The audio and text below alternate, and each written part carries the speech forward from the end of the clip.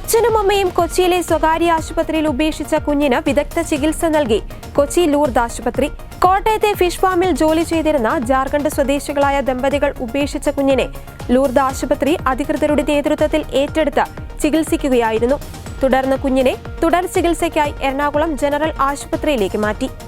രാവിലെ 9 മണിയോടെയാണ് ജനറൽ ആശുപത്രിയിൽ നിന്ന് ഡോക്ടർമാരുടെ നേതൃത്വത്തിലുള്ള സംഘം ലൂർദ് ആശുപത്രിയിലെത്തി കുഞ്ഞിനെ ഏറ്റെടുത്തത്. കുഞ്ഞിനെ ഉപേക്ഷിച്ച് മാതാപിതാക്കൾ കേരളം വിട്ട വാർത്തയറിഞ്ഞ് ആരോഗ്യമന്ത്രി ഇടപെട്ടതോടെയാണ് കുഞ്ഞിന്റെ തുടർ ചികിത്സ സർക്കാർ ആശുപത്രിയിലേക്ക് മാറ്റിയത്. കുഞ്ഞിന്റെ അച്ഛനെയും അമ്മയെയും കുറിച്ച് ഒരു വിവരവുമില്ലെന്നാണ് പോലീസ് പറയുന്നത്. കുഞ്ഞിനെ ഉപേക്ഷിച്ചു പോയതിനെ രക്ഷിതാക്കൾക്കെതിരെ നിയമ നടപടി സ്വീകരിക്കും. ചികിത്സ പൂർത്തിയായാലുടൻ കുഞ്ഞിനെ സ്വീകരിക്കുമെന്ന് ശിശുക്ഷേമ സമിതി അറിയിച്ചു.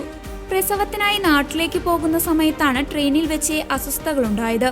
തുടർന്ന് തൊട്ടടുത്തുള്ള ആശുപത്രിയിൽ എത്തിക്കുകയും പെൺകുഞ്ഞിനെ ജന്മം നൽകുകയുമായിരുന്നു. 1 കിലോയിൽ താഴെ മാത്രം ഭാരമായതിനാൽ വിദഗ്ധ ചികിത്സയ്ക്കായി കുഞ്ഞിനെ അവർ ലൂർദ് ആശുപത്രിയിലെ NICUവിലേക്ക് മാറ്റി.